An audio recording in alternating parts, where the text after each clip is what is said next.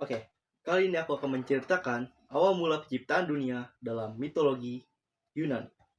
Belum masuk ke ceritanya, aku akan mengasih tahu ke kalian bahwa mitologi Yunani itu terbagi menjadi 3 generasi, yaitu The Primordial, generasi pertama, The Titan, generasi kedua, dan The Olympians.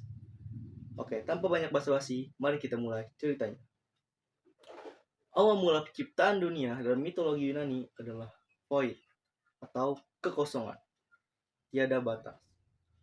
Lalu Void mengalami kekacauan yang cukup lama, yaitu Chaos. Dan dari Chaos muncullah The Primordial pertama, yaitu Gaia, The Primordial God of the Earth, atau Bumi. Dan The Primordial yang muncul kedua adalah Tartarus, The Primordial God of Abyss. Tartarus melirik ke bumi dan memutuskan untuk tinggal di dalamnya. Itulah yang akan disebut dengan alam Tartarus. Dan The Primordial yang ketiga yang muncul dari Chaos adalah Nyx, Primordial God of the Night, atau malam. Dan The Primordial yang muncul terakhir dari Chaos adalah Erebus, Primordial God of the Darkness, atau kegelapan. Nah, Nyx langsung jatuh cinta kepada Erebus, cinta pandangan pertama.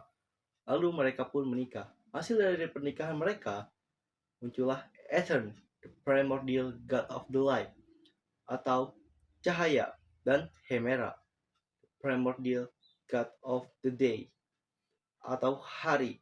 Jadi muncul yang gelap dulu, baru muncul yang terang. Oke. Karena Gaia sendiri tanpa proses kawin, Gaia menghasilkan keturunan, yaitu Uranus, Primordial God of the Sky, atau langit, dan Aurea, Primordial God of the Montage, atau gunung.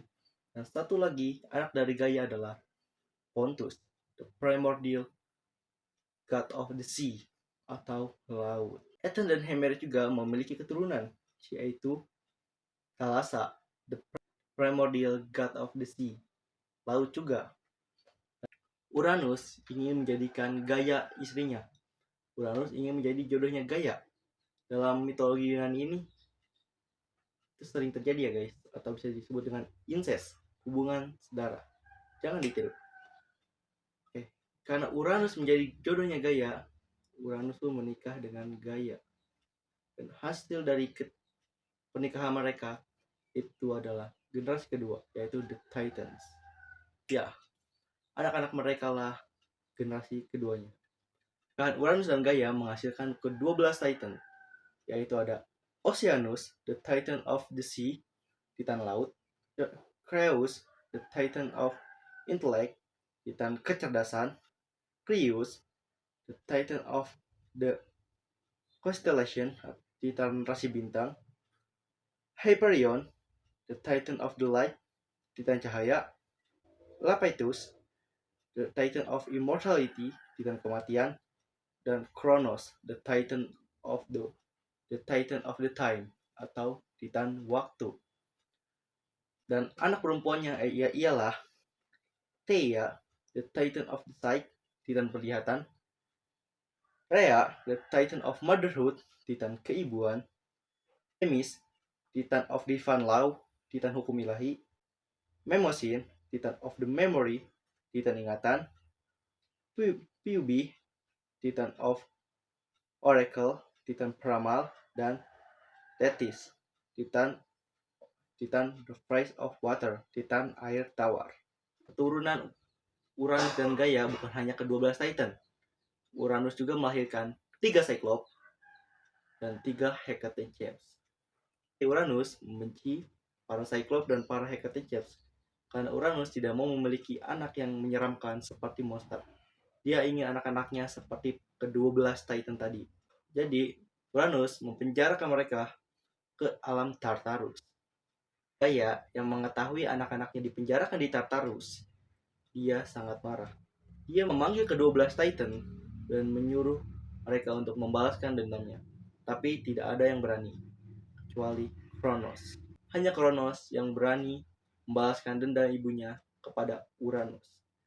Tapi niat asli Kronos bukan untuk membalaskan dendam ibunya, melainkan ingin mendapatkan kekuasaan yang dia ingin. Lalu Gaia memberikan sabit kepada Kronos.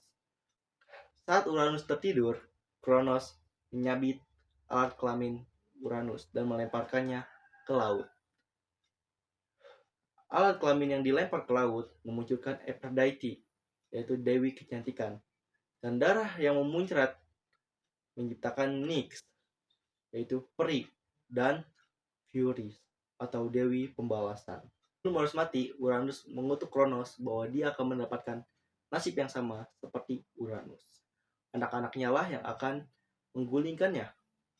Gaia menyuruh Kronos untuk membuang tubuh Uranus ke Tartarus sekalian membebaskan saudara-saudaranya, yaitu The Parad Cyclops dan Parhecatoceps. Tapi Kronos tidak melakukannya. Gaia yang kesal, dia mengutuk Kronos bahwa anak-anaknya lah yang akan menjatuhkan kekuasaan Kronos. Anak-anaknya itu masuk ke generasi ketiga karena aku cuman bahas sampai generasi kedua. Mohon ditunggu ya part selanjutnya. Kalau misalnya cerita tidak sesuai dengan yang pernah kalian dengar atau yang kalian baca, mohon dimaklumi saja.